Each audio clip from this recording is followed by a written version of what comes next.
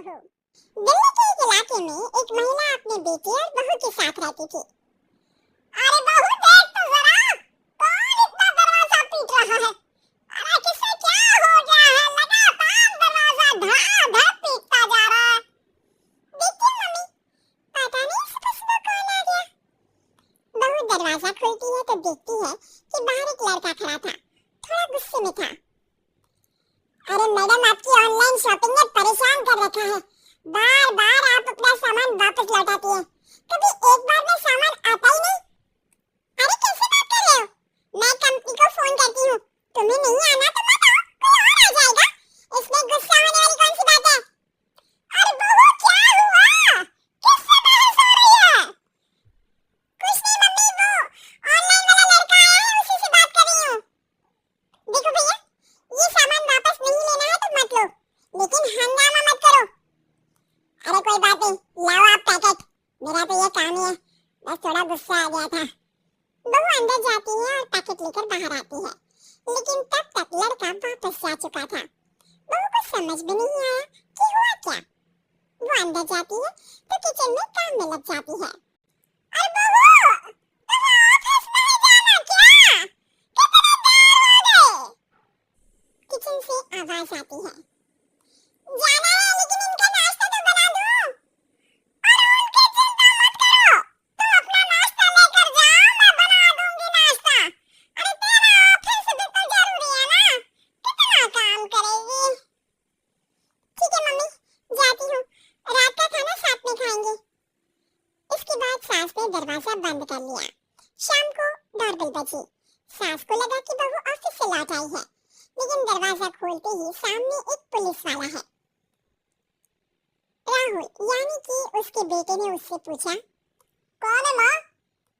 अरे पुलिस आई है बेटा, तुम्हारे बारे में पूछ रहे हैं।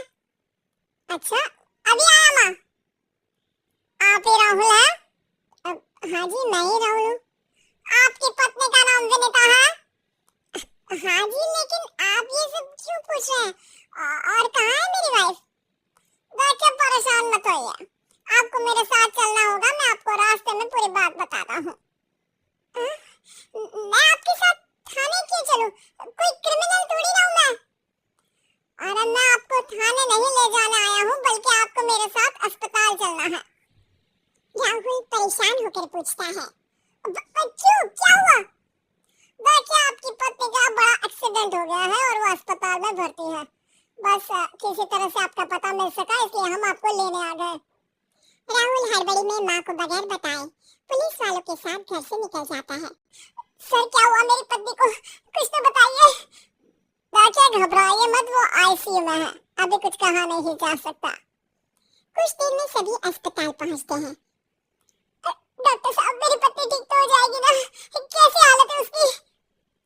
देखिए, अभी कुछ कहा नहीं जा सकता है, सिर में चोट है और खून बहुत बह चुका है, शायद खून की भी जरूरत पड़े।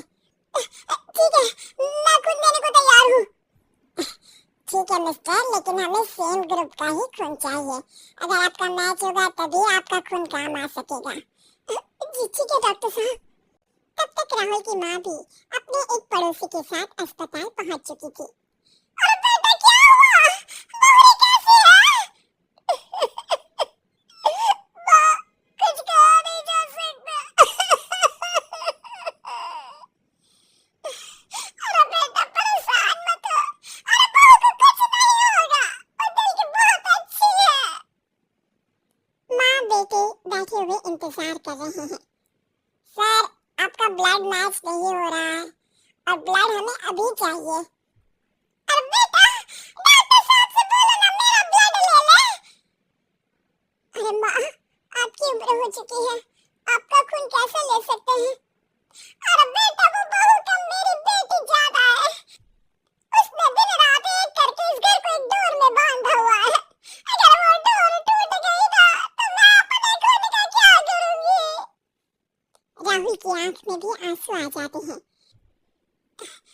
ठीक है डॉक्टर साहब, माँ का भी ब्लड टेस्ट कर लीजिए, अगर मैच हो गया तो ठीक है, नहीं तो किसी और को फोन करता हूँ। डॉक्टर ने तुरंत ब्लड सैंपल लेकर भेज दिया। कुछ देर बाद माँ जी का ब्लड ग्रुप मैच कर गया है पेशेंट से। माँ जी तैयार है ना? माँ, क्या सोच रही हो? अरे बेटा, यही कि बहू की जिंदगी के लिए अगर अपनी जिंदगी भी दांव पर लगानी पड़े तो कम है। वो दिन रात हमारे लिए लगी रहती है। हाँ माँ, वो तो है। डॉक्टर साहब, माँ रेडी है, आप ब्लड ले लीजिए।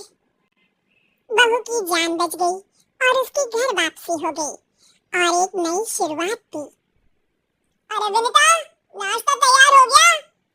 जी हाँ, और मम्मी का भी। पहले मम्मी खा ले, उसके बाद हम खाएंगे। अरे तुम माँ की चमची हो क्या? राहुल, मेरी माँ के जाने के बाद उन्होंने ही मेरा माँ की तरह ख्याल रखा है और उस रात उन्होंने खून नहीं दिया होता तो शायद आज मैं जिंदा भी नहीं होती। इतना तो माँ के लिए बनता ही है ना।